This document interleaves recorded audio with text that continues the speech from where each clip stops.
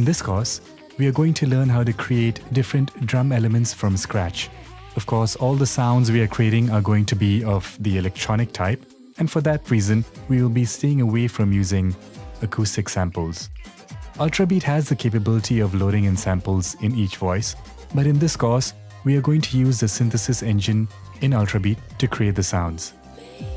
This may seem a bit arduous, but doing so will strengthen your understanding of synthesis in general, and more specifically, drum sound design.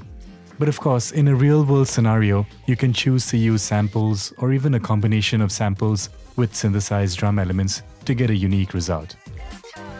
Now, this should go without saying, but I'll say it anyway. You will not be learning how to use Ultrabeat here. There's already an excellent course by Steve H on that. Here, we're just going to focus on sound design. So if you feel you're not quite comfortable with Ultrabeat and its synthesis engine yet, maybe you should first go check out the other course and come back here when you're ready. Okay, now let's get right into it in the next tutorial with creating a starter template preset. Let's start with creating a default preset. When you load in the factory default in Ultrabeat, you'll get a preset with these basic sounds.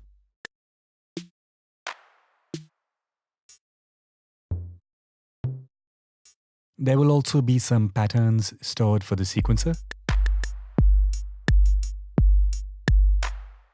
Now, we aren't going to save a new preset for every sound we create, since Ultrabeat has 24 slots or voices. We're just going to use one preset and keep adding the sound to a new voice until we run out of voices. So think of this more like a starter template. If you right-click on any of the voices, you can go to Init and choose any of these basic sounds. Let's choose Sine, as that will be a great starting point for any sound. So that's the sine wave. As you can see, only one oscillator is on. It's set to a phase oscillator, and the other two are not being used. I'm going to go ahead and reset all the voices to this basic sine wave. This could take some time, but will definitely help us keep things organized and start with a clean slate, so to speak. At the end of this course, we will have this entire patch filled up with all the sounds we created. And then when it comes to practical usage, all you need to do is load up this one preset and choose which voices you want to use in your music. Okay, so I've reset everything to the init sine, but we still have patterns saved for the sequencer, which sounds weird now as it's all just sine waves. Let's go ahead and clear out all the lanes.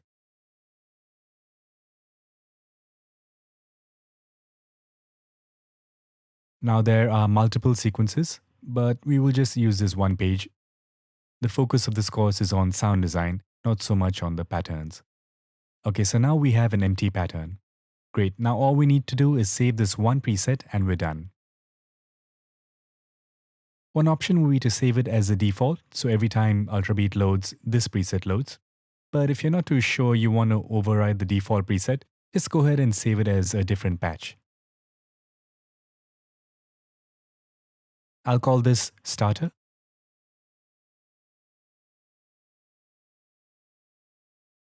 And we're done. Great. Now in the next tutorial, we're going to start with the actual sound design. Let's create a very basic kick sound. I'm going to use this first voice here. Let's first create a pattern for this kick, so it'll be easier to design the sound while the pattern is playing. Right now it's just a sine wave, so it's nothing like a kick. The first thing we can do to address that is to reduce the pitch of the sine wave. Alright, now it's in the kick drum range, but the amp envelope is not quite right. It needs to die down faster. Envelope 1 is assigned as an amp envelope for this oscillator, so let's increase the amount. That blue arc shows how much the envelope is affecting the volume. Now we're getting the right amp envelope shape. Let's fine-tune the amp envelope. I really like how you can curve the different stages of this envelope here. Also make sure the attack is at its lowest. Let's go for a quick decay that slows down towards the end. Nice. Now the length of this is up to you. For such a low sound, I would keep the decay a bit long so it's more audible. Cool. Now envelope 4 is controlling the overall volume amp, so let's shape that too. Again, no attack. We can bring down the decay a bit. Shape it with the Bezier handles. I'll go for a different shape compared to envelope 1. So the two envelopes together will create an interesting overall shape. Since the sound is quite low, the levels are going to be quite soft, so we can always bring that up here. That's the range of the velocity control there. Alright, that's our basic sine wave kick. I'll double click on the name and rename it. And of course, resave the patch. Alright, now that is quite a basic kick drum sound and by itself may not be that usable, especially as there isn't much of an attack to this kick. In the next tutorial, we will address that. Okay, so our basic kick sounds like this, which lacks the attack element that will help cut through a busy mix. So let's create a new kick that addresses that. I'm going to right click and copy the voice in sequence. And on the second voice, right click and paste voice. I can also right click and paste the sequence. In this case, it will be sequence 1. Solo this so we only hear the one kick. Now we need to modulate the pitch of the sound using an envelope, which can be assigned from here. I'll select envelope 2 as it's not being used. Now before we make changes to the envelope, we need to set up the mod amount. I'll set it to a very large amount, let's say about 40 semitones.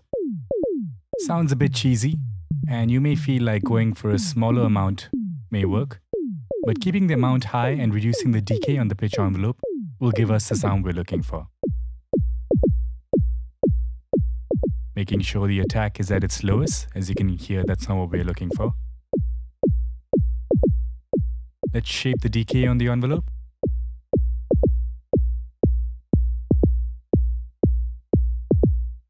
The decay part is probably the most important element of this sound.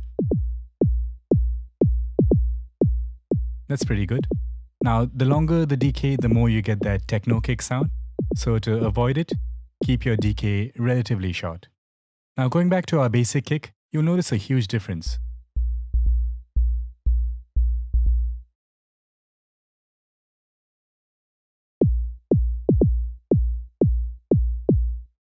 Cool. Let's rename this. I'll call it pitch envelope kick. Resave the preset and we're done.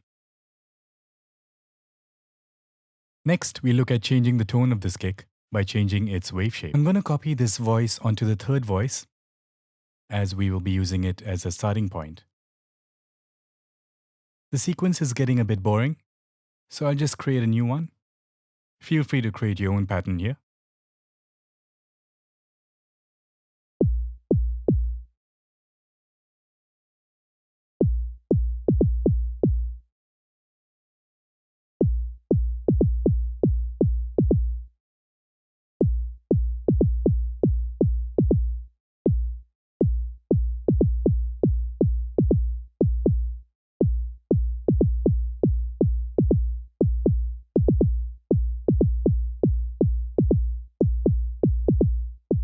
Alright, so that's our pattern. Now to change the sine wave to a square, we can add saturation. With just a little, you can hear how the saturation affects the tone. We're not quite at a square wave yet.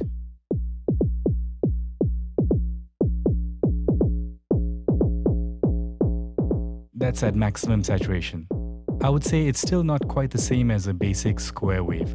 There's a lot of character to the sound, as it was created using overdriving a sine wave, rather than starting with a square wave. The tail is a lot more interesting as well. You can change the length of that by changing the decay value on envelope 4, and also envelope 1, as that directly controls the amp of the phase oscillator. We can be a bit more subtle with the slope. Change the sine to a triangle, or further into this unique shape. Clearly we lose some of the lows there, so I'm going to bring it down. Finally, this asymmetry fader will tilt the wave shape to give a more sawtooth shape.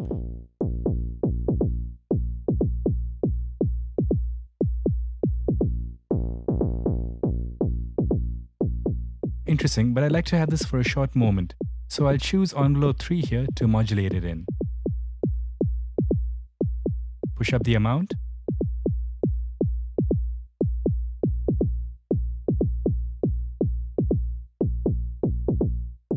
So you can hear that just the attack of the kick, we have the sawtooth shape.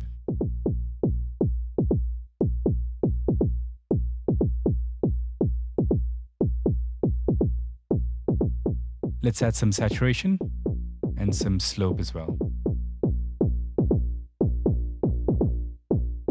Maybe a bit less. If the tail is bothering you, you can pull it down with the amp envelope decay, or you can always shape it so it suits the sound you're looking for. It's quite amazing how much the envelope itself affects the overall timbre of the sound.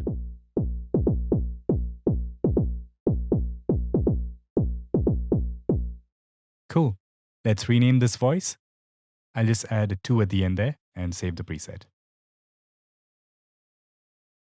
Next, we look at some further tonal shaping with filters and EQ. Let's now make some tonal changes to the kick using the filter and EQ section. I'm going to copy the voice over to slot 4. I think I'll also just use the same sequence. Solo it. Now the default sine wave sound actually has a filter on and has a cutoff at half. You notice a huge difference in tone there. Now instead of opening up the low pass filter cutoff, let's use an envelope to modulate it. It's already assigned to envelope 3, so I just need to bring up the amount. Let's see what envelope 3 looks like.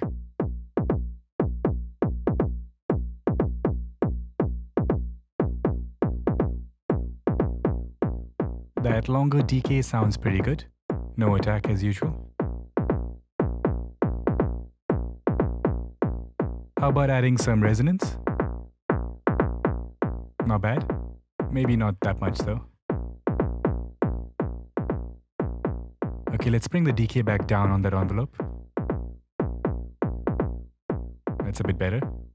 Now let's turn on band 1 of the EQ. I'll set it to a peaking EQ, so we can use it to enhance a particular frequency range, or even bring it down.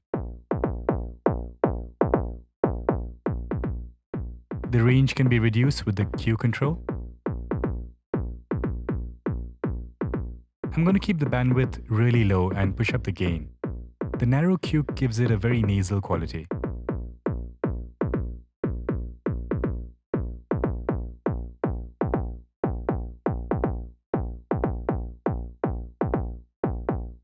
Alright, let's turn to band 2. I'll keep this as a high shelf and boost it.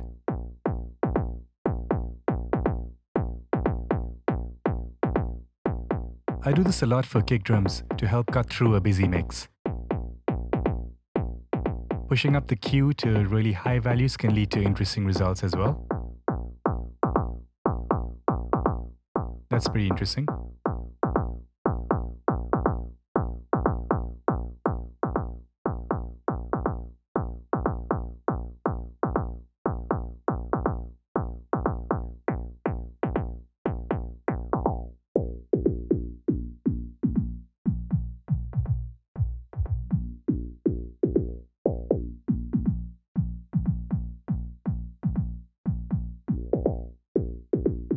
Okay, I think I'll leave it at around 3 kHz.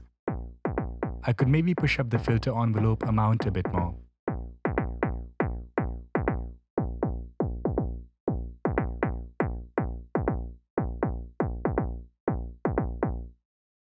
Cool. So we have made some pretty major changes to the tone of this kick using the filter and the EQ section. I'll rename the voice, save the preset, and we're done. Let's now create a very different kick. I like to call this the rubber band kick due to its tonality. We'll start with voice 1, as we're going to need a clean slate. Well, almost a clean slate. The basic kick does have attributes that would work as a starting point. So the essence of this sound is to modulate the pitch of the sine wave with an LFO instead of the usual envelope. Push up the amount. I know, nothing like a kick yet.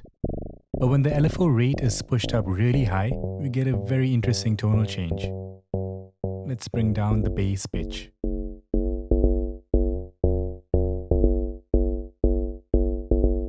The The amp envelope decay is a bit too long. Let's bring that down. I'll do the same to envelope 4 as it's the master amp envelope. That's better. Let's make some changes to the LFO. We can change the shape.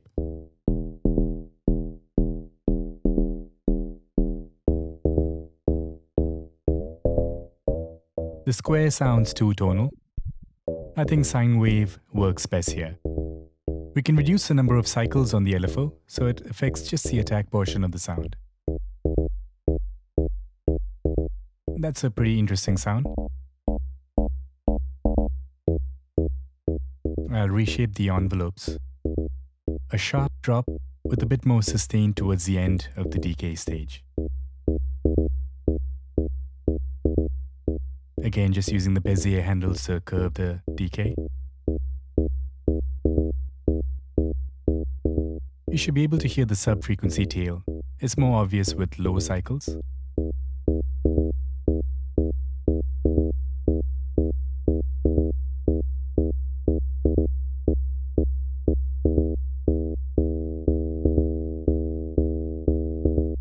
We can add a decay or attack to the LFO.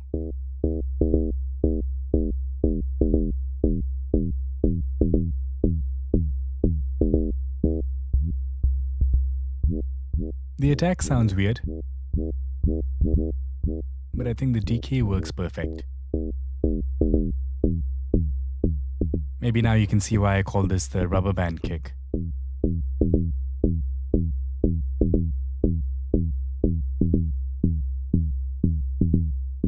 I think I'll trim down the tail a bit.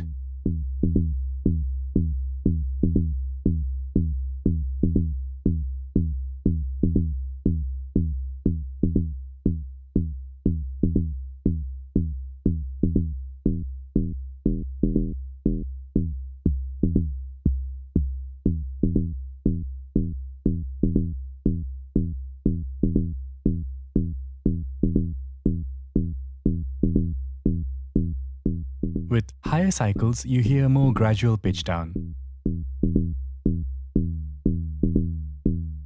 But I don't want that to be so obvious, so I'll keep it low.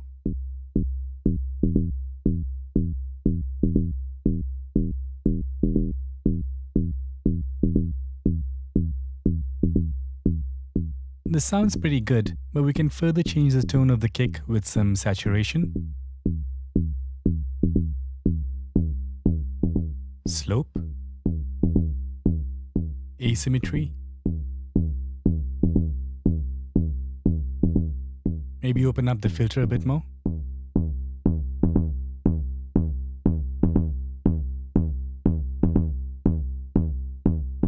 Or maybe use the envelope modulation on the cutoff.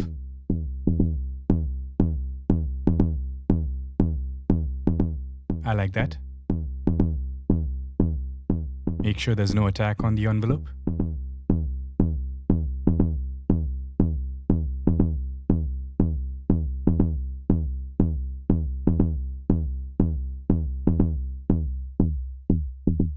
I think I like that more. It's a lot cleaner. Without the subtail now. But of course, that's up to you.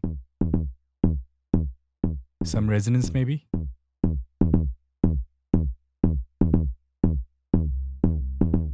Maybe I'll push up the bass frequency a bit higher, so we still have just a wee bit of that subtail.